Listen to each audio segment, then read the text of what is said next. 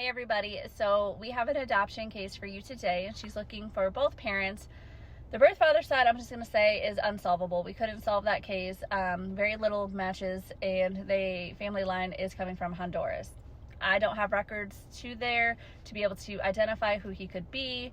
I'm stuck, and so she's just in limbo until we can get a good match on that line to be able to give us at least a target point of where to start. But we're going to talk about the birth mother side.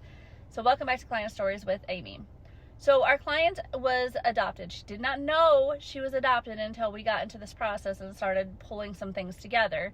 But she always felt like she didn't quite belong with her parents. She was an only child, and she just felt like something was off. She couldn't explain it.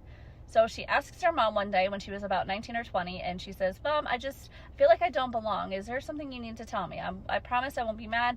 She's like, "I don't know why you're feeling these feelings, but you are my family, and that's that. I love you. I raised you. You're my child. You are my family." The words that she said was, "You are my family," kind of struck a chord with our client. She got that was told to her when she was 18. Here we are when the client is now 32. And that little sentence is always stuck in her head. Always stuck in her head. So she even tells me that sentence. I was like, that is a little weird, right? But whatever, I just dismissed it. I started working the DNA matches on the birth mother side, and we were able to look and see that there was connection to the mom who raised her. But the DNA shared with those matches weren't lining up with this woman to be the birth mother. We keep digging, we're getting the most recent common ancestors on all lines, getting everything mapped out, and we realize that we have the grandparent line, and the mom that raised her is actually her great aunt. The client's mother is that woman's niece. So the niece is in a hospital for some reason. We still to this day don't know why she was in a hospital. She passed away when the client was about 2 years old. The mom who raised the client has had her since she was a newborn because they had pictures. She knew this because there was pictures of her as a newborn baby with the family. So she's been with this family since she was a newborn.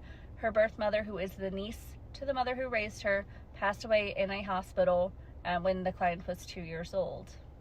We don't know if the biological mother had some sort of mental illness. We don't know if it was some sort of medical illness, some sort of genetic disorder. We don't know why she was in this facility, but we know she was in there for quite some time, and that's where she actually passed away.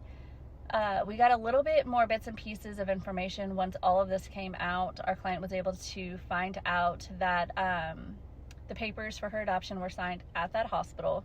So that's how we can gather that she had been in there for such a long time.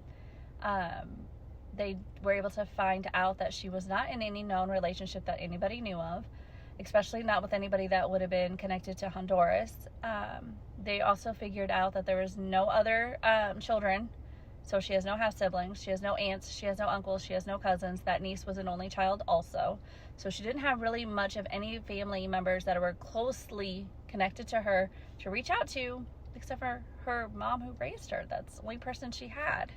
Biological grandparents had already passed away, so it was literally not very many people left to talk to. She was able to finally talk to her mom and sit down with her and let her know that she knew the truth, and her mom just bawled her eyes out. She's like, "I'm so sorry. I didn't know how to tell you. I wanted you to know that you were loved and you were wanted, and that you weren't just thrown away to somebody. We loved you and we wanted you so much, and so did your mom. We just did not know how to tell you without making you feel upset or hurt." Our client says, "Mom, it's okay. I love you. You are my mother. I just need to know where I came from. I need to know those circumstances. I want to know who she was. I still love you. You're still my mom, but I need to know more about myself." So her and her mom had a long conversation about her biological mother, and she was able to get a couple of photos. I think there was 3 photos that the biological mom that survived of the biological mom that the family had kept, and so she was able to at least see a photo. But yeah, that's kind of how that story went, and "you are my family" wasn't a lie, it was true. But that's it for today. I'll see you guys later. Bye.